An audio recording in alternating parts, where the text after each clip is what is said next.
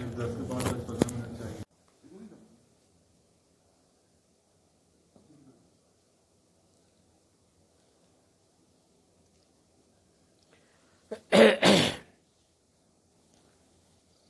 بسم اللہ الرحمن الرحیم الحمد للہ والصلاة والسلام علی رسول اللہ اعوذ باللہ من الشیطان الرجیم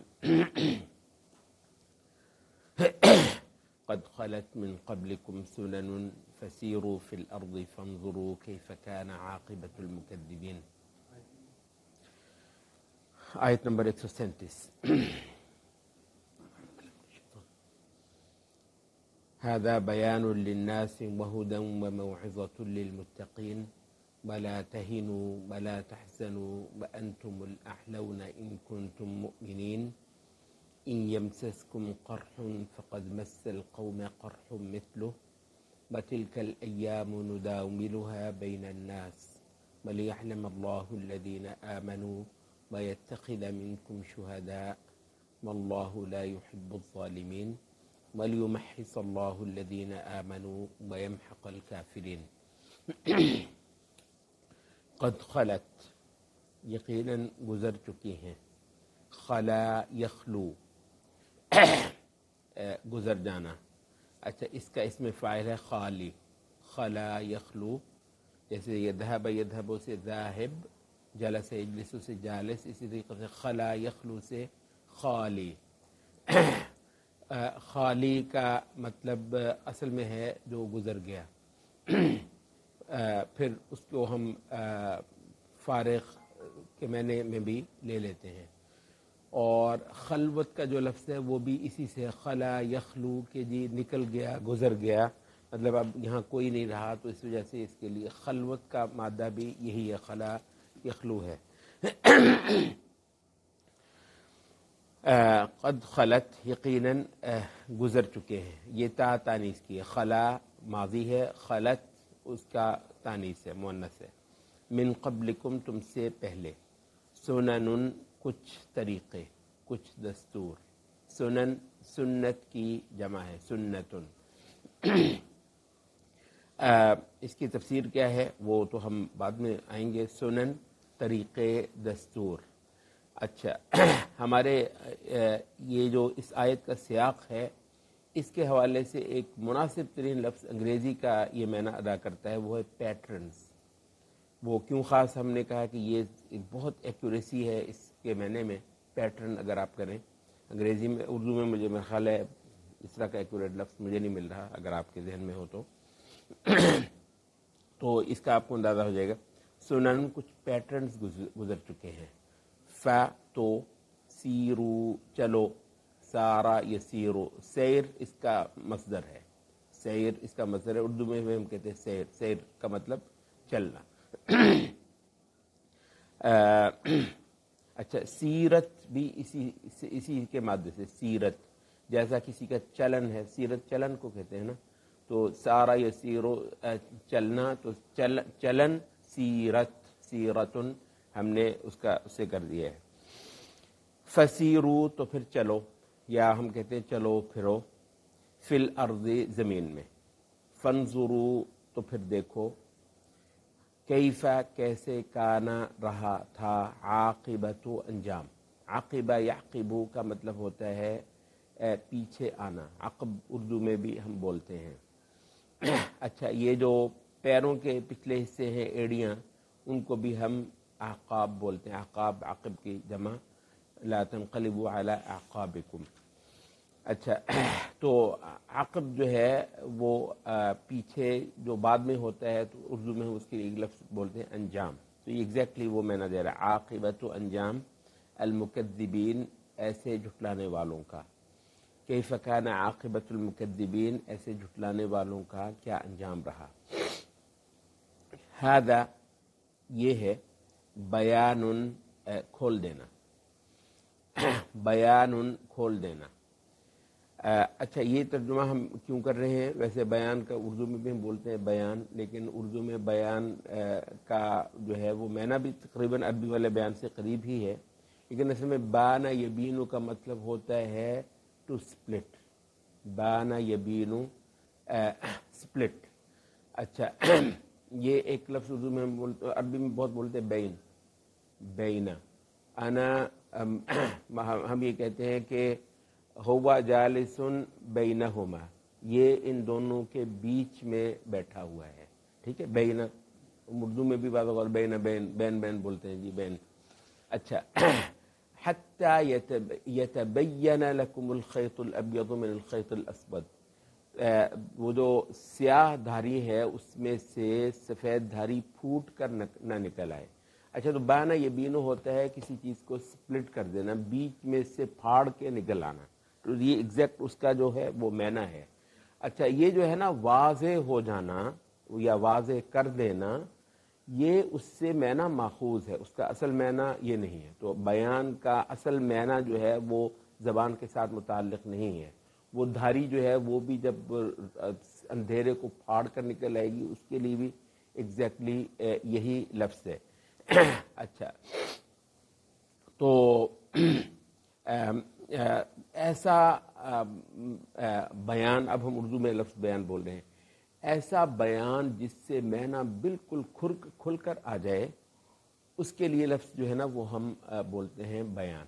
تو ایسی بات، ایسی گفتگو، ایسا شعر، ایسا کلام، ایسا خطاب جس سے معاملہ بالکل الجھاؤ سے، کسی بھی ابہام سے نکل کر، کھل کر، چھٹ کر باہر آ جائے، اس چیز کو ہم بیان کہتے ہیں. تو بیان جو ہے یہ کلام کا بہت مطلب اعلیٰ صورت ہے.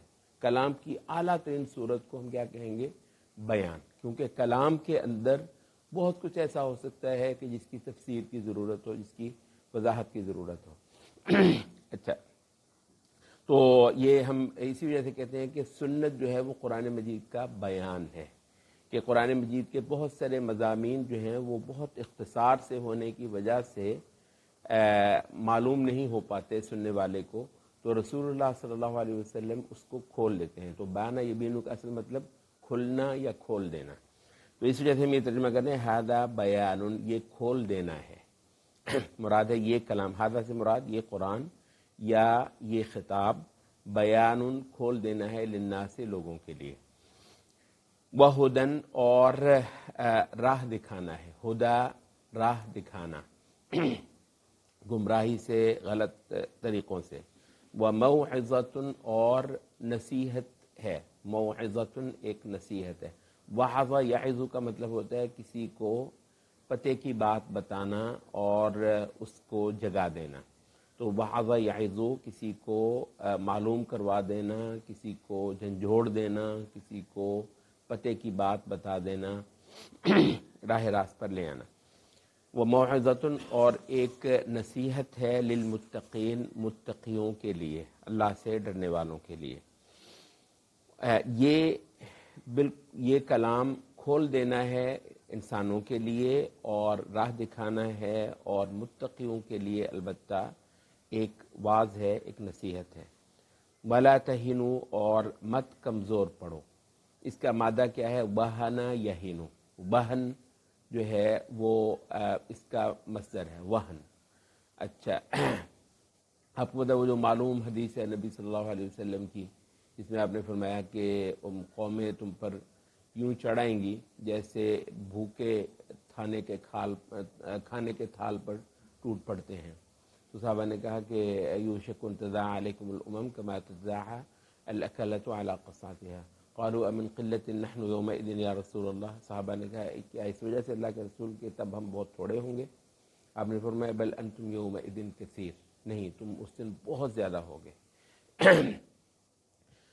ولکنکم غثاء کغثاء السیل، لیکن تم اس طریقے سے وہ پھوس ہوگے، خس و خاشاک پھوس ہوگے جیسا پھوس سیلاب کے سطح پر ابھر آتا ہے. وَيُصِيبُكُمُ الْوَهْنُ، اور تم میں وہن آ جائے گا. اچھا، اس میں جو لفظ ہے وہن ہے، وہن کا مطلب ہوتا ہے وہن یہنو، اندر سے کھوکھلا ہو جانا. وہن کا ایگزیکٹ جو سینس ہے اندر سے کھوکھلا ہو جانا. وعلیکم السلام ورحمۃ اللہ وبرکاتہ.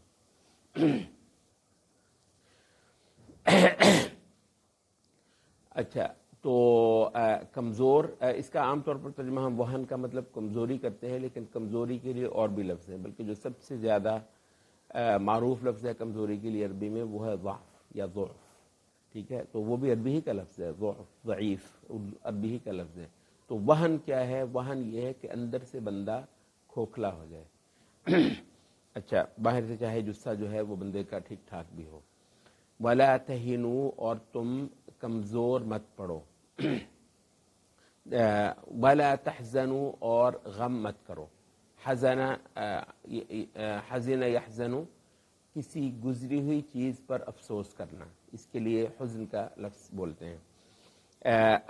افسردہ مت ہو۔ وَأَنْتُمْ، اور تم ہی ہو، وَأَنْتُمْ، تم ہی ہو، الْأَعْلَوْنَ، بالا تر۔ الْأَعْلَوْن یہ جمع ہے الْأَعْلَى کی، الْأَعْلَى کی جمع ہے الْأَعْلَوْن۔ اچھا مومنوں کو اللہ رب العزت نے الْأَعْلَوْنَ کہا ہے۔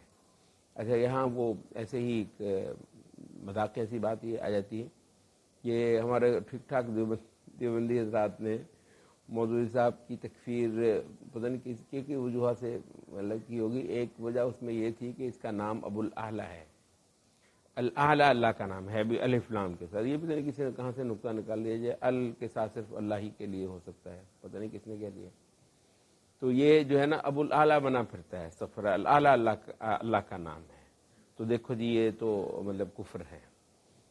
تو اچھا قرآن مجید میں سورۃ طٰہٰ میں جب موسیٰ علیہ السلام کا واقعہ بیان ہوتا ہے تو موسیٰ علیہ السلام نے جب دیکھا نا کہ اتنے جادوگر ہیں، انہوں نے اتنا کچھ پھینکا ہوا ہے، تو تھوڑا سا موسیٰ علیہ السلام کو جو ہے نا وہ تھوڑا سا گھبراہٹ ہوئی، تو قرآن مجید میں لفظ آتے ہیں قُلْنَا لَا تَخَفْ إِنَّكَ أَنْتَ الْأَعْلَىٰ، ہم نے کہا کہ مت ڈر موسیٰ، تو ہی بالا تر ہوگا۔ اچھا موسیٰ علیہ السلام کے لیے خود اللہ نے کیا بولا؟ انت الاعلیٰ، تو الف لام کے ساتھ ہی جو ہے الاعلیٰ موسیٰ علیہ السلام کے لیے اللہ نے بولا ہے۔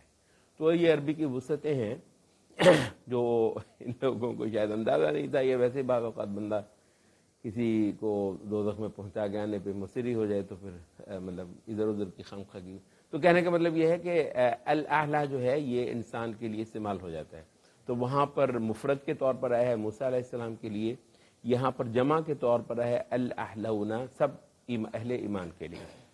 وَأَنْتُمُ الْأَعْلَوْنَ، اور تم ہی ہو بالا تر، تم ہی ہو دوسروں سے اونچے۔ آپ کو ہے الاعلیٰ جو ہے یہ عالی کا یہ وہ اس میں تفضیل ہے، اس میں تفضیل جانتے ہیں کبیر سے اکبر، ٹھیک ہے، صغیر سے اصغر، تو اسی طریقے سے عالی سے اعلیٰ، ٹھیک ہے، زیادہ، تو اس میں جو لفظ ہے نا ہمیشہ کمپیریٹیو یا سپرلیٹیو ڈگری کا معنی ہوگا ایڈجیکٹو کے حوالے سے، تو الاعلیٰ دوسروں سے بالا تر، دوسروں سے اوپر، وانتم الاعلون، اور تم ہی دوسروں سے بالا تر ہوگے، ان کنتم، اگر ہو تم مؤمنین ایمان والے۔ ان یمسس، اگر چھوا ہے، اگر چھوئے، کم تم کو، مس یمسو، مس ہم اردو میں بھی بولتے ہیں، تو مساس بھی شاید اردو میں ہم بولتے ہیں، تو ان یمسسکم، اگر تم کو مس کیا ہے، اگر تم کو چھوا ہے، قرحن، کسی زخم نے، قرح کہتے ہیں کہ کسی چوٹ وغیرہ سے جو زخم آ جائے اس کو قرح بولتے ہیں۔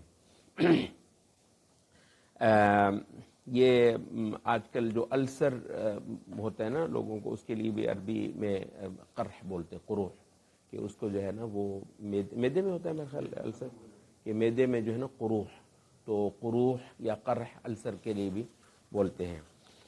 یمسسکم قرحن، اگر تم کو کوئی زخم لگا ہے، فقد، تو یقیناً مس، لگ چکا ہے، مس کر چکا ہے، القوم، اس قوم کو بھی، ان لوگوں کو بھی۔ اچھا یہ جو لفظ جو ہے نا القوم، یہ لوگ کے معنی میں جو ہے نا وہ القوم بولتے ہیں، ان لوگوں کو بھی، ال سے مراد ہم نے کہا ان لوگوں کو بھی، قرحن، ایک زخم، مثلہ، ایسا ہی، اسی طرح کا ہے، اگر تم لوگوں کو کوئی زخم لگا ہے تو یقیناً ان لوگوں کو بھی ایسا ہی ایک زخم لگ چکا ہے. وَتِلْكَ الْأَيَّامُ اور یہ ہیں دن، یہ ہیں دن، یا اس کا ہم تھوڑا سا اردو میں سینس دینے کے لیے ہم کہتے ہیں یہ ہے گردش ایام. ٹھیک ہے، الایام یہ ہے دن، مراد ہے یہ ہے گردش ایام. نداولو ہم اس کو پلٹ پلٹ کر لاتے ہیں. اچھا، دالا یہ دالو کا مطلب ہوتا ہے کہ چیز کا ایک سے دوسری کی طرف کو جانا. ٹھیک ہے، باریاں ہونا. اچھا، یا یہ ہے کہ کسی کو باری ملنا. اچھا، باری ملنا غلبہ ملنے کے معنی میں بھی عرب بولتے ہیں. باری ملنا، دالا یدولو کسی کو غلبہ حاصل ہو جانا. لیکن ایسا غلبہ جس میں یہ ہوتا ہے کہ کچھ دیر کے لیے آپ کا ہوگا تو پھر کسی اور کا ہوگا. اور حقیقت کیا ہے کہ غلبہ نام کی چیز ہے ہی یہ کہ وہ کسی کے پاس ہمیشہ نہ رہے. تو عربوں نے اس کے لیے بہترین لفظ جو بولا وہ ہے دولہ. اچھا، یہ جو اسٹیٹ کے لیے آج کل لفظ بولتے ہیں تو عربی میں دولہ ہی بولتے ہیں. ٹھیک ہے، دولہ.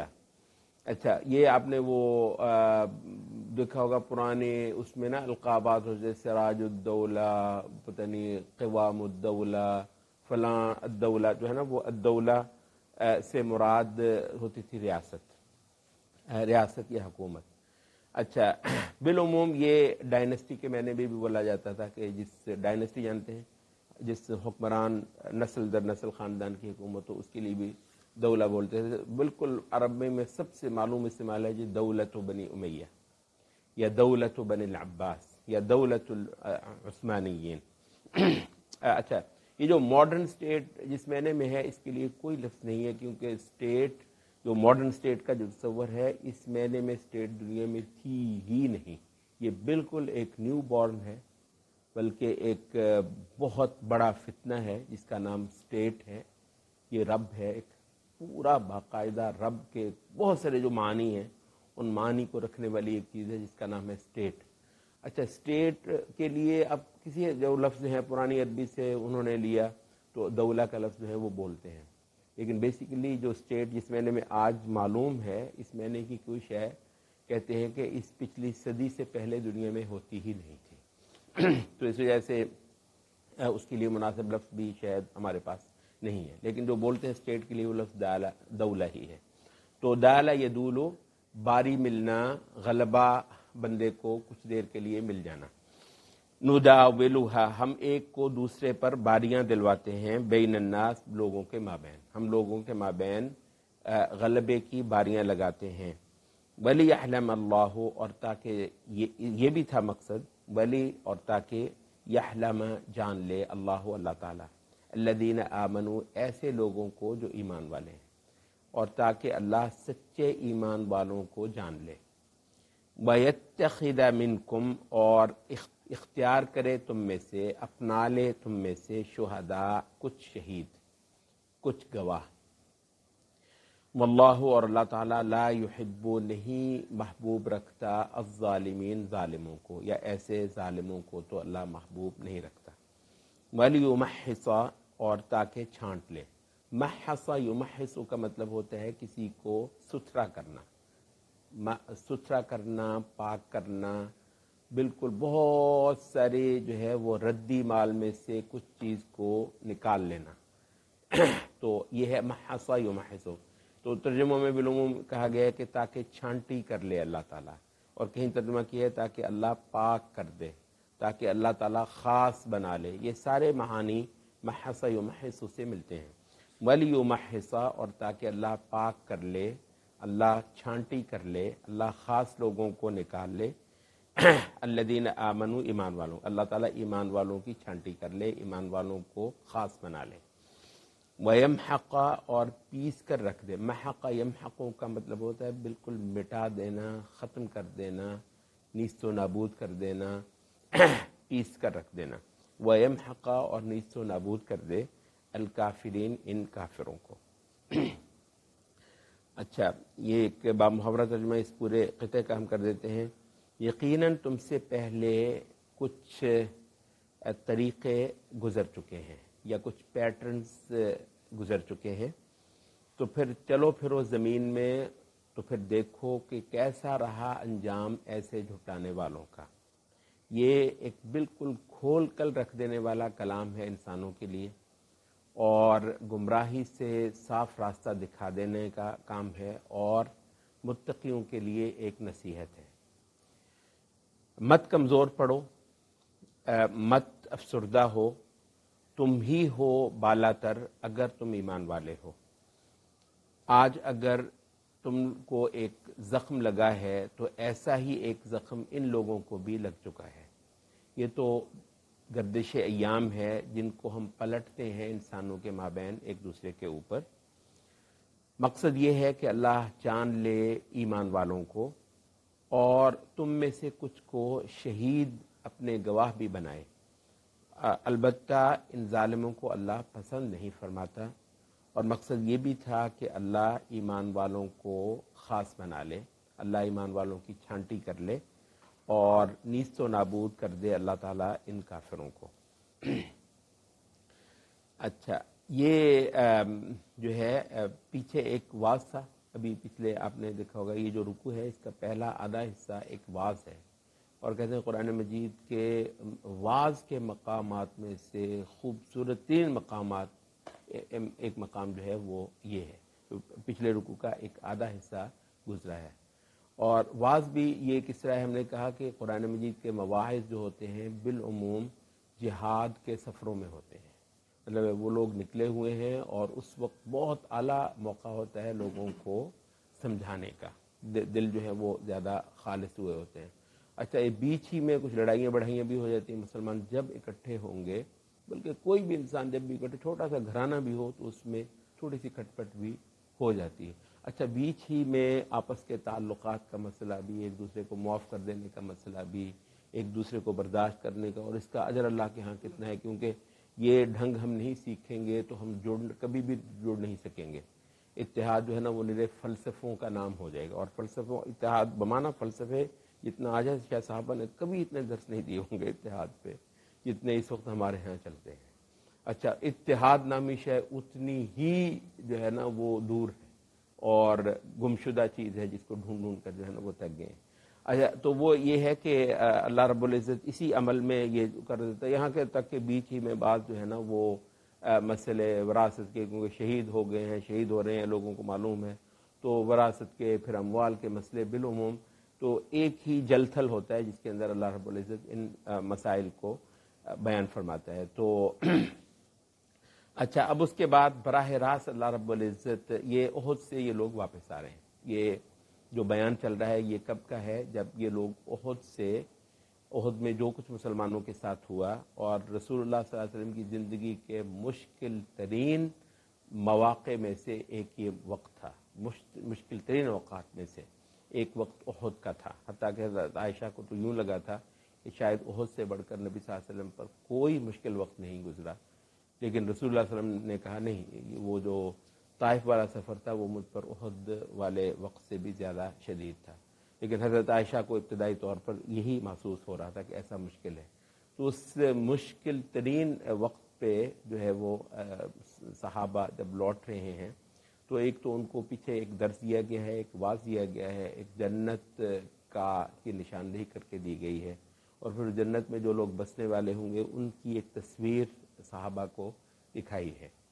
اب جو ہے وہ جو اب ان کے ساتھ ہوا ہے احد میں، اس کے حوالے سے صحابہ کو کچھ باتیں بتائی جا رہی ہیں۔ ایک تو یہ ہے کہ اس سے پہلے بھی اللہ تعالیٰ کے کچھ دستور جو ہے وہ چل چکے ہیں۔ یہ سنہ کا امام بغوی کہتے ہیں کہ دو تفسیریں ہوئی ہیں۔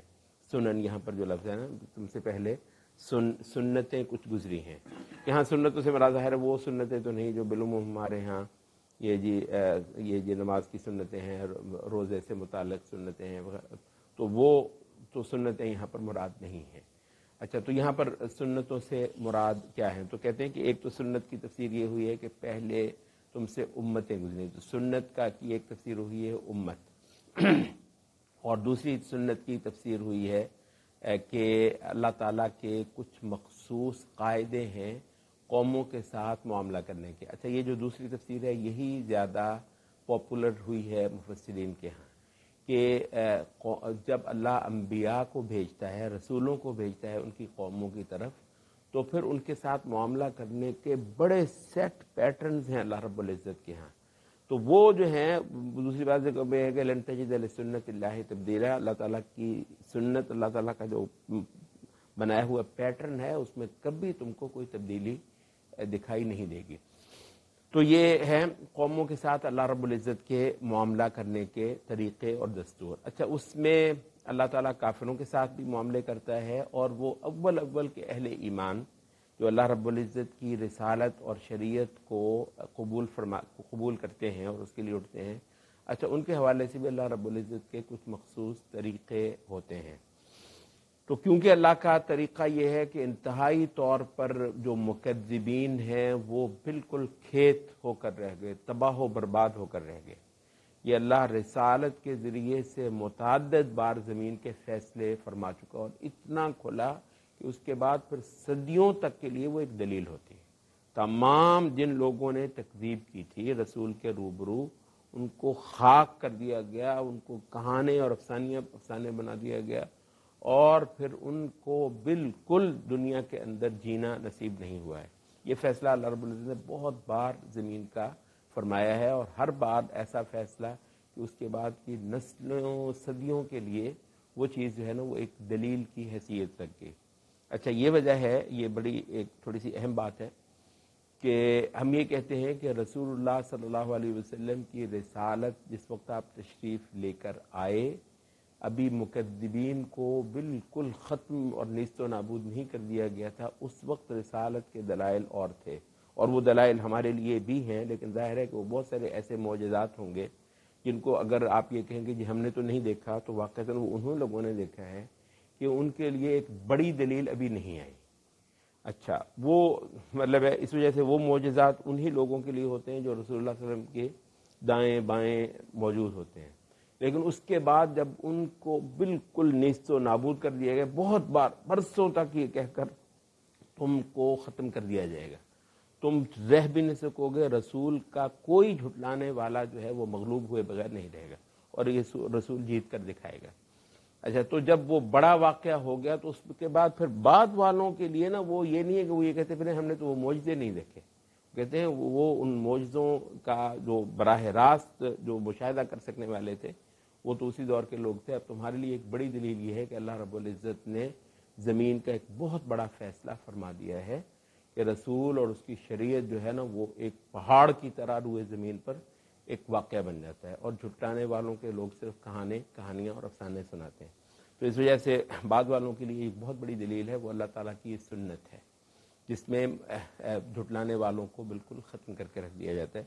تو فرمایا کہ یہ خاص اس موقع پر کیوں کہا، کیونکہ اہل ایمان کو ایک بڑی چوٹ لگی تھی۔ جب چوٹ لگتی ہے، حتیٰ کہ پہلی بار کے لیے یہ لفظ بولا گیا کہ محمد کو شکست ہو گئی ہے، استغفر اللہ۔ اچھا، تو اس وقت جو ہے نا وہ بہت زیادہ ظاہر ہے وہ دلوں میں اضطراب پیدا ہوتا ہے، تاکہ رسول اللہ صلی اللہ علیہ وسلم کے ماننے والے کیونکہ اس سے بھی سن رہے ہوتے ہیں، دیکھو جی نبی ہے، کہتا ہے نبی ہے، آسمان اور زمین کا مالک جو ہے اس کا باقاعدہ نمائندہ ہے، اور دیکھو جی ہو کیا رہا ہے اس کے ساتھ۔ اچھا، تو اس وجہ سے حتیٰ کہ رسول اللہ صلی اللہ علیہ وسلم کے ساتھ جو ماننے والے ہیں ان کو بھی دائیں بائیں سے جب یہ چیزیں سننے کو ملتی ہیں تو ایک بار کے لیے تو ظاہر ہے کہ ایمان متزلزل ہونے کی نوبت آتی ہے۔ اچھا، تو اس وجہ سے ان کو کہا کہ دیکھو یہ کہانی یوں ہی ختم ہوگی جیسے ہمیشہ رسالتوں کی تاریخ میں ختم ہوتی ہے، تو یہ جو جھٹلانے والے ہیں یہ تو جو ہے نا تباہ و بربادی ہوں گے، یہ اللہ کے سیٹ پیٹرنز ہیں اور وہ ہمیشہ یوں ہی ہوتے ہیں۔ البتہ پھر ان لوگوں کے ساتھ، اس نبی کے ساتھ یہ کیوں ہوا ہے، اس کا تھوڑا سا بیان جو ہے نا وہ ابھی آگے آئے گا۔ ھذا بیان للناس، یہ جو قرآن ہے یہ بالکل انسانوں کے لیے صاف بیان ہے، جو حقیقتیں ہیں بڑی بڑی ان کے متعلق، اور ہدایت ہے، اور متقیوں کے لیے ایک واعظ ہے۔ کہتے ہیں کہ قرآن مجید سے اچھا واعظ کسی کا نہیں ہے۔ وذکر بالقرآن من یخاف وعید، جو میرے وعید سے ڈر جانے والا ہو اس کو تو قرآن مجید ہی کے ذریعے سے ڈراؤ، قرآن مجید ہی کے ذریعے سے سمجھاؤ۔ تو قرآن مجید کو بیان بنانا واعظ کے لیے بنسبت قصے کہانیاں ادھر ادھر کی باتیں. اب یہ کہتے ہیں کہ قسمت کی بات ہے کہ کئی سارے کہتے ہیں ہمیں تو قرآن سے جب بات ہوتی ہے تو مزہ ہی نہیں آتا, اور البتہ یہ ادھر ادھر کے جو افسانے ہوں جو ان سے جی بہت زیادہ فائدہ ہوتا ہے. تو وہ کہتے ہیں یہ اصل میں یہ بدقسمتی ہے اور ذوق کی کمی ہے. ورنہ اچھا یہاں پہ آپ نے ایک چیز محسوس کی ہوگی, بالعموم آپ جب خطیب واعظ کرتا ہے, خطبہ دے رہا ہوتا ہے, کچھ اور کر رہا ہوتا ہے, اچھا اس میں اگر وہ قرآن میں آیت کی صرف معنی ہی بتائے, جس طرح ذاکر نائک صاحب بتاتے ہیں, وہ مطلب سورت کا نمبر ایسے ان کو کمپیوٹر کی طرح یاد ہوتا ہے, تو سورت کا نمبر, آیت کا نمبر, اور پھر اس کا جو ہے نا وہ معنی وہ بیان کرتے ہیں. ظاہر ہے قرآن مجید کا معنی بھی ایک اثر ہوتا ہے, لیکن کہتے ہیں اس جیسا نہیں ہے. چاہے آپ کے سامنے اجمی بیٹھے ہیں وہ سمجھیں گے نہیں, لیکن آپ نے آیت کے لفظ پڑھے پھر ساتھ اس کا ترجمہ کیا, اس کا ایک اور مزہ ہے. آپ بالکل یہ ایک ایسی چیز ہے آپ کو صاف معلوم ہو جائے گا کہ اس کا امپیکٹ اور ہے کہ آپ نے قرآن مجید کی آیت پڑھی خطیب نے, پھر ساتھ اس کا معنی یا ترجمہ بیان کیا. اچھا اس سے جو ہے نا ایک کریڈیبلٹی سی جو بنتی ہے, ایک بنتی ہے کہ صاف اللہ کا کلام ہے, اس کو میں سن رہا ہوں اور ابھی خطیب مجھ کو اس کو سمجھا بھی رہا ہے, تو اس کا جو ہے نا وہ اور ہے. تو واعظ کے لیے قرآن مجید سے اعلیٰ کوئی چیز نہیں ہے. البتہ بیان کرنے والے کے حق میں بھی اور سننے والے کے حق میں بھی ایک اچھا ذوق ہونا, ایک گہری سمجھ ہونا, اور پھر سب سے بڑھ کر یہ کہ قسمت میں اگر لکھا ہو کہ قرآن مجید سے کچھ حصہ بندہ جو ہے وہ لے سکتا ہو, تو اس سے اعلیٰ چیز البتہ کوئی نہیں ہے. اچھا ولا تہنوا ولا تحزنوا, کمزور نہیں پڑو اور افسردہ مت ہو. اچھا کہتے ہیں کہ سب سے بری بات جو ہوتی ہے وہ مرال گرنا ہے. کہتے ہیں یہ مرال گرنے کے لیے سب سے جو مناسب ترین لفظ ہے وہ وہن ہے, ولا تہنوا. اگر آج کی عسکری زبان میں ہم اس کا ترجمہ کریں تو ولا تہنوا کا ہم یہ ترجمہ کر دیں کہ اپنا مرال مت گرنے دو. اچھا مرال کو اونچا کرنا جیت کا اصل راز ہے, اور یہ وجہ ہے کہ کہتے ہیں کہ جو کمانڈر ہوتے ہیں یا صحیح خلیفہ ہوتے ہیں وہ امت کو ایک جو ہے نا وثوق دینا, ایک اعتماد دینا, مطلب یہ ہے کہ لیڈر ہوتا ہی وہ ہے جو لوگوں کو مایوسیوں سے نکال لے. وہ لیڈر نہیں ہوتا جو خود بھی رونے ہی روتا رہے. اور شیخ صاحب اللہ علیہ نے اس کو کئی بار کہتے ہیں اس وقت جو داعیوں کا جو بالکل خطاب ہے جو لٹ گئے مارے گئے, ہم تو یہ کہتے ہیں یہ اور مارنے والی بات ہوتی ہے. اچھا یہ اللہ کے بندے یہ سمجھ رہے ہیں کہ ہم شاید ان کو کہتے ہیں یہ جو ہے نا اس چیز کو قبول کروانے تو ہم تو ہیں ہی مار کھانے کے لیے, اور ہمارے ساتھ تو ایسا ہونا ہی چاہیے. بلکہ بہت سارے خطیب تو یوں کرتے ہیں جی ہمارے ساتھ تو ایسا ہونا ہی چاہیے, ہم تو یہ کرتے ہیں, ہم تو یہ کرتے ہیں, ہم تو یہ کرتے ہیں. اچھا ایک بڑی خوبصورت بات کرتے ہیں, وہ تعامل اہل قبلہ رسالہ ہے ایک چھوٹا سا, ہم نے اس کو ترجمہ بھی کیا ہے, شرح بھی کی ہوئی ہے, شیخ صفی اللہ علیہ کا ترجمہ. اس میں وہ کہتے ہیں کہ پرانے ہمارے ائمہ سنت کہا کرتے تھے اپنے وقت کے خطیبوں سے کہ ممبر پہ کھڑے ہو کے مسلمانوں کی زیادہ برائیاں مت بیان کیا کرو, اس سے یہود و نصارہ خوش ہوتے ہیں. سبحان اللہ, یہود و نصارہ خوش ہوتے ہیں, دیکھو یہ بھی کتنے ہیں. تو یہ ہے کہ فہمائش کرنا, اس کے بے شمار طریقے ہیں لوگوں کو کرنا. البتہ یہ ہے کہ اگر برائیاں بھی ہیں تو بھی مسلمانوں کو جو ہے نا اللہ کی طرف دکھانا اور اللہ سے اچھی امیدیں دلوانا, اور مطلب زیادہ جو ہے نا وہ رغبت والا ہتھیار استعمال کرنا بنسبت جو ہے نا وہ ڈانٹ ڈپٹ کے. ڈانٹ ڈپٹ والا خطاب جو ہے نا اس کو سرزنش کا خطاب کہتے ہیں. سرزنش کا خطاب کہتے ہیں کہ بالعموم مسلمانوں کے ممبروں اور محرابوں سے جب آتا ہے تو اس سے بہت زیادہ فائدہ نہیں ہوتا ہے. اچھا تو یہ جو ہے صحابہ کا, کیونکہ ایسے وقت میں ایک بہت بڑی چوٹ ان کو لگی تھی, گھروں کے اندر جنازے ہی جنازے تھے, اور جو ہے نا وہ ابو سفیان جس طریقے سے وہ جسے کہتے ہیں نا کہتے وہ ہمارے پنجاب میں ببلی مارنا کہتے ہیں, وہ کر کے اس نے جو ہے نا وہ اپنی فتح کا اعلان کیا, حتیٰ کہ کہا کہ محمد ہے. یہ اسی کی تفسیر کے تحت ہی وہ آتے ہیں کہ وہ موقع تھا جس سے صحابہ کو بہت زیادہ جو ہے نا حوصلے بلند کرنے کے لیے آیات آئی ہیں کہ کہتے ہیں کہ جب احد کا یہ واقعہ ہو گیا اور واقعہ بھی کس طریقے سے ہوا آپ کو معلوم ہے. کہتے ہیں کہ عبداللہ ابن جبیر کو نبی صلی اللہ علیہ وسلم نے امیر مقرر فرمایا تھا 70 تیر اندازوں کے ساتھ کہ یہ ایک درہ ہے، اور ان سے کہا تھا کہ اگر پرندے ہمیں نوچ بھی لیں تو تم نے ہماری مدد کے لیے ادھر یہ جگہ نہیں چھوڑنی، تم نے یہیں رہنا، ہمارا جو بھی برا حال ہو. اور اگر تم دیکھو کہ ہم نے فتح بھی حاصل کر لی ہے تو تم نے نہیں، دونوں بار کہا تا وقت ہے کہ میں تم کو واپس نہ بلا لوں. پرندے بھی نوچتے ہوں تو تم نے نہیں آنا تا وقت ہے کہ میں تم کو نہ بلا لوں، اور اگر ہم کو کھلی فتح بھی ہو جائے تو بھی تم نے یہ جگہ نہیں چھوڑنی تا وقت ہے کہ میں تم کو نہ بلا لوں. اچھا یہاں پہ آپ دیکھ رہے ہیں کہ رسول اللہ صلی اللہ علیہ وسلم کی جو جنگی منصوبہ بندی ہے وہ پرفیکٹ ہے. یعنی صاف بندہ کہہ ہی رہا ہے، اس حد تک کہہ رہا ہے. اب وہ ان لوگوں نے غلطی کر لی اور قرآن مجید نے صاف اس کو معصیت کہا ہے کہ انہوں نے صاف نبی صلی اللہ علیہ وسلم کی نافرمانی کی. وہ الگ بات ہے کہ اللہ نے ان کو معاف کر دیا بعد میں. تو بہرحال وہ کہتے ہیں کہ جب یہ ہوا، اب یہ عرب لوگ تھے اور کہتے ہیں کہ عرب سب سے زیادہ غیر منظم قوم ہے. ابن خلدون نے بھی کہا ہے کہ سب سے زیادہ غیر منظم قوم جو ہے یہ عرب ہے. یہ مار دھاڑ والے لوگ تھے، بہادر بہت تھے، موقع پہ وہ تھے، لیکن سنتے کسی کی نہیں تھے. کہتے ہیں سب سے کے بڑے معجزوں میں ایک یہ ہے کہ نبی صلی اللہ علیہ وسلم نے عربوں کو ڈسپلن دے دیا. عرب اور ڈسپلن کہتے ہیں یہ ہو ہی نہیں سکتا. عرب ایک مار دھاڑ والے قوم تھے، کسی کی نہیں سنتے تھے. تو یہاں پر بھی ایسا ہوا کہ جب وہ ہوا تو کہتے ہیں کہ عبداللہ ابن جبیر ان کو روکتے بھی رہے کہ نبی صلی اللہ علیہ وسلم نے مجھے یہ صاف حکم دیے ہیں کہ یہاں سے ہلنا نہیں ہے. تو انہوں نے کہا دیکھو سارا فیصلہ ہو گیا، وہ غنیمت اکٹھی کر رہے ہیں تو ہم بھی غنیمت اکٹھی کریں گے.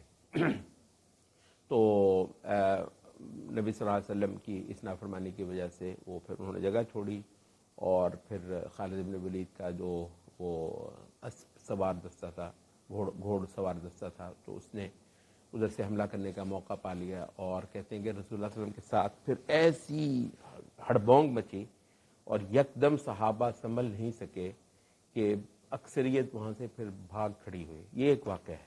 مطلب یہ نا صحابہ بہرحال انسان ہی تھے، اور جو انسانوں پر گزرتی ہے یقینی طور پر صحابہ پر بھی وہ سب کچھ گزرتا رہا ہے. کہتے ہیں یہ وہ موقع تھا کہ رسول اللہ صلی اللہ علیہ وسلم کے گرد صرف 10 سے لے کر 12 بندے رہ گئے تھے، باقی سارے جو ہے نا وہ بھاگ کھڑے ہوئے تھے، اور بھاگتے ہوئے ایک اچھی خاصی تعداد قتل ہو گئے. اور جو لوگ جو ہیں وہ ڈٹ کر لڑے تو ان میں سے کئی سارے وہاں پر پھر شہید بھی ہوئے. بہت سارے تو بھاگتے ہوئے شہید ہوئے، اور بہت سارے کچھ چند ایک جو ہے وہ لڑتے ہوئے شہید ہوئے، یہاں تک کہ رسول اللہ صلی اللہ علیہ وسلم گر گئے نیچے. تو اس کے بعد پھر جب یہ بڑی مشکل سے آوازیں لگا کر جب تک صحابہ اٹھے اس وقت تک وہ اتنا سارا نقصان کر کے تو ایک بڑے ٹیلے پہ ابو سفیان اپنی فوج کو لے کر کھڑا ہو چکا تھا. اس نے جو ہے وہ کہتے اونچی آواز لگائی کہ تم میں محمد ہے، رہ گئے باقی؟ تو افی القوم محمد صلی اللہ علیہ وسلم. تو کہتے ہیں کہ نبی صلی اللہ علیہ وسلم نے جواب دینے سے روک دیا، تو کوئی اس کو جواب نہیں آیا. پھر کہنے لگا افی القوم ابن ابی قحافہ، کیا اس میں ابن ابی قحافہ حضرت ابو بکر کو کہتے تھے وہ ہے، تبھی اس کو جواب نہیں ملا. تو افی القوم ابن الخطاب. اچھا یہاں پر آپ کو تھوڑا سا ویسے معلوم ہو جاتا ہے کہ نبی صلی اللہ علیہ وسلم کی جماعت میں نبی صلی اللہ علیہ وسلم کے بعد جو 2 ہستیاں یوں ذکر ہوتی ہیں نا ہر موقع پر، وہ یہی ہے، ابو بکر اور عمر، ابو بکر اور عمر. تیسرے کسی کا ابو سفیان نے نام نہیں لیا. تو کہتے ہیں کہ اس کے بعد پھر حضرت عمر نے اس کو جواب دیا کہ تجھے تکلیف دینے کے لیے یہ سارے ہی الحمدللہ زندہ ہیں، اور ابھی تجھے بہت ساری تکلیف اور دیکھنے کو ملے گی. تو پھر اس پہ اس نے کہا کہ اولو حبل زندہ باد. تو نبی صلی اللہ علیہ وسلم نے فرمایا کہ اس کو جواب دو. جو انہوں نے کہا جی کیا جواب دیں؟ انہوں نے کہا کہ تم کو اللہ اعلی و اجل. اچھا یہاں پر جنگوں میں کہتے ہیں یہ جو ہوتا ہے نا، اچھا جنگوں کی کوئی اپنی ایک دنیا ہوتی ہے، اچھا اس کے نا اپنے کوئی تقاضے ہوتے ہیں. اچھا اب جنگوں میں نعرے جو ہیں ہم وزن ہوں، جنگوں کے نعرے، گیت، ترانے وغیرہ، یہ سارا کچھ نا یہ ایک پورا ایک جنگوں کا پروٹوکول ہوتا ہے. اچھا نبی صلی اللہ علیہ وسلم نے بھی اس کو استعمال فرمایا ہے. اب دیکھیں نا وہاں پہ وہ کہہ رہے ہیں کہ اعلو حبل. اچھا نبی صلی اللہ علیہ وسلم اسے کہہ رہے ہیں ان کو اللہ اعلی و اجل. تو اس کی ردم جو ہے، اس کا قافیہ جو ہے، نبی صلی اللہ علیہ وسلم ویسے ہی شاعری نہیں کرتے تھے آپ کو پتہ ہے، لیکن مطلب یہ جو جنگوں کے حوالے سے ہے تو نبی صلی اللہ علیہ وسلم ان کو جو ہے نا وہ یہ کہہ رہے ہیں کہ یہ کہو ہم سے. تو صحابہ نے نعرہ لگایا. اچھا جنگوں میں نعرے لگانا بھی اس سے ثابت ہے کہ جنگوں میں نعرے لگائے جاتے ہیں. اس میں سارا کچھ یہ ہوتا ہے وہی حوصلے مورال وغیرہ اور دشمن کے مورال کو پست کرنے کے بہت سارے ٹیکٹکس ہوتے ہیں اور ان سارے ٹیکٹکس کو نبی صلی اللہ علیہ وسلم نے استعمال فرمایا. کہ اس کے بعد پھر ابو سفیان نے دوسرا نعرہ لگایا کہ لنا عزا ولا عزا لکم, ہمارا عزا ہے یہ جس نے ہمیں مدد کر دی ہے, تمہارا کون سا عزا ہے. تو نبی صلی اللہ علیہ وسلم سے کہو کہ اللہ مولانا ولا مولا لکم. اب اس کا بھی آپ ذرا قافیہ دیکھیں, لنا عزا ولا عزا لکم, اس کا جواب آتا ہے اللہ مولانا ولا مولا لکم. تو پھر وہ کہنے لگا کہ ہادی بتلک, یہ جو جنگ ہے یہ وہ بدر کے ساتھ برابر ہو گئے ہیں. بدر میں تم نے ہمارا نقصان کیا تھا, یہ اس کا بدلہ اتر گیا ہے. اس کے بعد اس نے بھی جو لفظ بولا تھا کہ والحرب سجال و دبل, کہ جنگ جو ہوتی ہے یہ سجال اور دبل یہی دولہ کی جمع ہے. تو اس میں باریاں پڑ, تو مطلب یہ ہے کہ جنگوں میں جیت ہار ہوتی ہے, کبھی ہم جیتتے ہیں کبھی تم جیتتے ہو, لیکن ہو برابر گیا ہے معاملہ. تو اس کے بعد وہ بولا کہ سرنا سوا, اب ہم برابر ہو گئے. کہتے اس کے جواب میں حضرت عمر نے کہا کہ لا سوا, برابر نہیں ہے. قتلانا فی الجنت و قتلاکم فی النار, ہمارے جو قتل ہونے والے ہیں وہ انشاءاللہ جنت میں ہیں اور تمہارے قتل ہونے والے دوزخ میں ہیں. تو برابر مطلب ایک حساب سے بے شک ہوئے ہوں, ویسے حقیقت میں برابر نہیں. اس پر یہ جنگ جو ہے وہ ختم ہوئی ہے. اچھا, تو یہ ایک اتنا کڑا اور برا وقت دیکھانے کے بعد جو سب سے پہلی بات یہاں پر کی جا رہی ہے تو وہ یہ ہے کہ ولا تہنوا, تم نے مورال اپنا گرنے نہیں دینا. کہتے ہیں ہر حال میں مسلمانوں کا, دینداروں کا مورال اونچا کرنا ضروری ہوتا ہے. ولا تحزنوا, اور البتہ جو ہو گیا ہے اس پر تم نے افسوس بھی نہیں کرنا ہے. اب یہ افسوس نہیں کرنا کہ آپ کیا وہ کرتے ہیں, کہتے ہیں مطلب کچھ چیزیں تو ایسے آپ یہ کہتے ہیں کہ آپ گھبرائیے نہیں یا آپ دل برا نہیں کریں. میرا والد فوت ہو گیا ہے, فلاں ہو گیا ہے, تو مراد یہ ہوتا ہے کہ وہ جو تو طبی طور پر بندے کے بس سے باہر ہے وہ تو ہونا ہی ہے, مطلب اس سے زیادہ مت کرو. تو یہ تسلی دینے کے لیے یہ لفظ بولے جاتے ہیں وَأَنْتُمُ الْأَعْلَوْنَ, تم ہی بالا تر ہو اگر تم مومن ہو. اچھا, اس آیت کے تحت نا وَأَنْتُمُ الْأَعْلَوْنَ, تم ہی بالا تر ہو, یہ محمد قطب نے ایک کتاب لکھی ہے, ہمارے پاس بھی شاید یہاں پر پڑھی ہو, واقعون المعاصر, our contemporary world. مطلب آپ اپنے زمانے کو سمجھیں تو ذہن جس زمانے میں آپ رہ رہے ہیں. بہت خوبصورت کتاب ہے واقعون المعاصر محمد قطب کی. اچھا, اس کے مقدمے میں ایک بہت خوبصورت بات کر رہے ہیں, وہ اس آیت کو بنیاد بنا کے وَأَنْتُمُ الْأَعْلَوْنَ إِن كُنتُم مُؤْمِنِينَ. وہ کہہ رہے ہیں کہ جہاں تک تو عسکری شکست ہے وہ مسلمانوں پر بہت بار جو ہے نا وہ آئی ہے.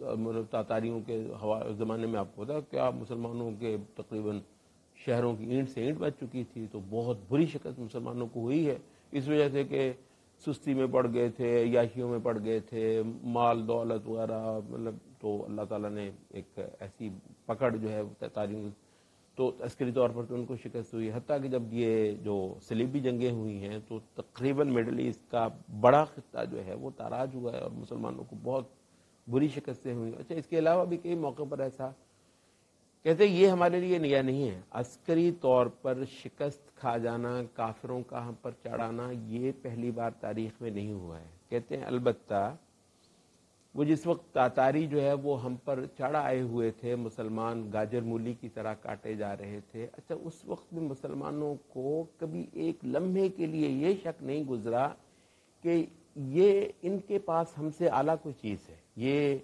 ثقافت میں, تہذیب میں, علم میں, شعور میں یہ ہم سے اعلیٰ ہیں.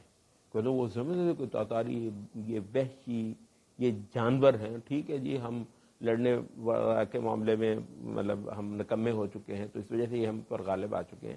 مسلمانوں کو یہ شک نہیں پڑا تھا کہ ہمارے پاس تو کوئی شے ہے ہی نہیں, اور اصل روشنی اور اصل جو ہے نا وہ تہذیب وہ ان کے پاس ہے. کہتے ہیں جو صلیبی جب آئے ہیں تو اچھا ان کا بھی بالکل کافر ہونا, بدکار ہونا, خبیث ہونا, گندے ہونا, یہ معانی مسلمانوں کے لیے بہت واضح تھے. حتیٰ کہ بعضوں نے لکھا ہے کہ صلیبیوں کے اس وقت آپ کو ان کو نہانے کی عادت نہیں ہوتی، نہانا بھی تو مسلمانوں نے سکھایا ان کو، تو کہتے ہیں اتنی بدبو آتی تھی کہ ان کے قریب جانا مشکل ہوتا تھا۔ مسلمان جو ہیں بہت صفائی پسند تھے، بہت زیادہ صفائی پسند تھے، اور یہ اتنے گندے ہوتے تھے کہ ان کے قریب نہیں جایا جا سکتا تھا بدبو کی وجہ سے۔ تو اس وجہ سے ان کا وحشی ہونا، گندے ہونا، پلید ہونا، کہتے ہیں کہ یہ معانی مسلمانوں کے نفوس میں بالکل واضح تھے۔ اچھا، حق پر ہم ہی ہیں، بس وہ تو جہاد میں ہم نے کوتاہی کر لی ہے تو یہ ہو رہا ہے ہمارے ساتھ، البتہ حق پر، ہدایت پر، صحیح تہذیب پر وہ ہمیں ان کے پاس ہے کیا؟ کہتے ہیں دشمن کو کسی بھی اعلیٰ بات سے سراسر خالی جاننے کا یہ جو عقیدہ تھا یہ مسلمانوں میں زندہ تھا۔ اس وجہ سے ہوا کیا کہ صرف عسکری طور پر ہی اپنی صفیں سیدھی کی مسلمانوں نے، اور اللہ نے مسلمانوں کا جو غلبہ ہے اس کو بحال کروا دیا مسلمان کے ہاتھوں۔ کہتے ہیں یہ البتہ پہلی بار ہوا ہے کہ مسلمان کو یہ شک پڑا ہے کہ کافر کے پاس ہم سے ویسے ہی کوئی اعلیٰ چیز ہے، کوئی ہدایت، کوئی ثقافت، کوئی تہذیب، کوئی ویلیوز، قدروں کے معاملے میں مسلمان کافر کو اپنے سے اعلیٰ جاننے لگا ہے۔ کہتے یہ ہے اصل وہن۔ ایک تو وہن وہ ہوتا ہے نا اندر کا کھوکھلا پن، وہ جو صرف عسکری طور پر جنگی مطلب جوش اور جذبے کے حوالے سے وہن آ گیا ہے جس سے وہاں پر روکا جا رہا ہے۔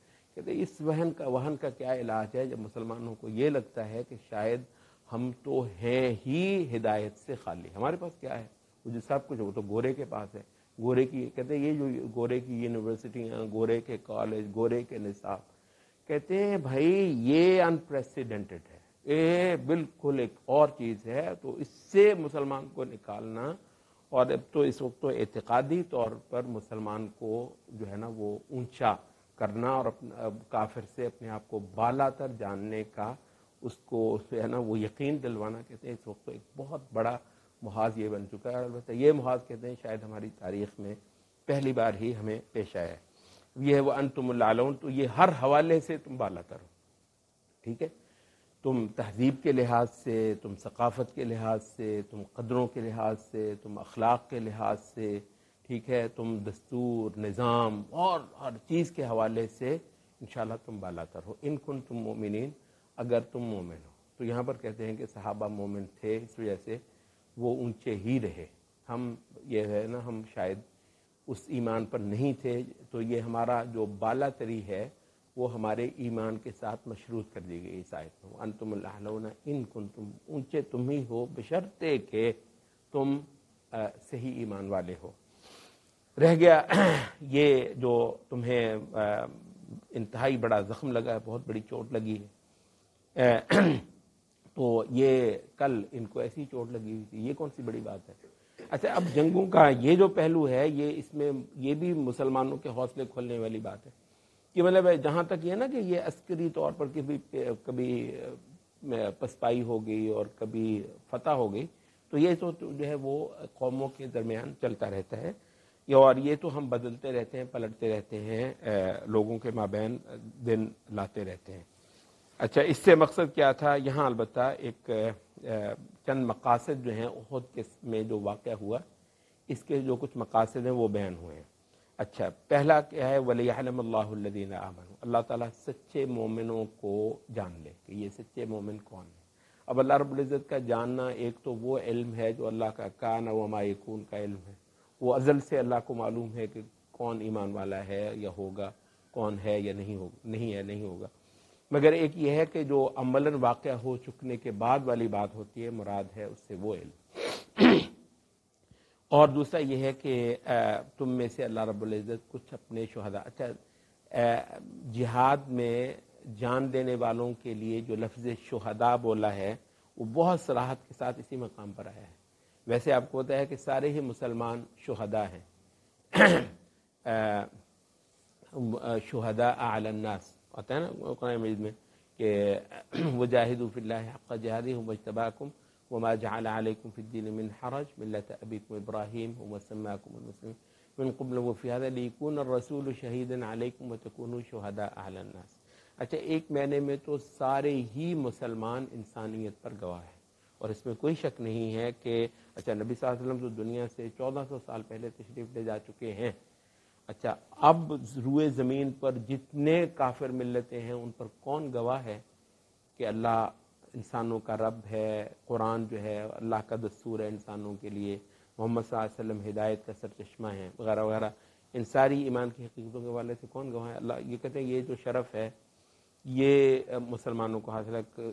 یہ سوچ بھی لوں، عربی کا بڑا خوبصورت سا شعر ہے، اس کو مجھے لفظ یاد نہیں ہے، وہ کہتا ہے کہ میں ہوتا ہے کہ مجھے لگتا ہے کہ میرا نا سریا پر سریا سب سے اونچے ستارے کے لیے بولا جاتا ہے، کہتا ہے مجھے ایسا لگتا ہے کہ میرا قدم سریا پر جا پڑے گا جب میں یہ سوچتا ہوں کہ محمد صلی اللہ علیہ وسلم کے بعد اب ہم ہیں دنیا کے لیے اللہ کے نمائندہ۔ کہتے ہیں مطلب مجھے اتنا فخر ہوتا ہے، میں پتہ نہیں کہاں پہنچ جاتا ہوں یہ سوچ کر کے اب دنیا پر اللہ کے گواہ ہم ہیں۔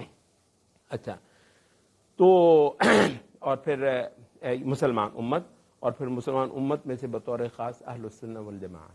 اب پتہ ہے یہ امام ابن تیمیہ نے ایک جگہ لکھا ہوا ہے کہ اہل سنت کو ابدال کہا ہے، ایک صوفیوں کی اصطلاح ہے نا ابدال، ٹھیک ہے، کہتے ہیں یہ جو اہل السنہ ہے ان کو ابدال کہا جاتا ہے۔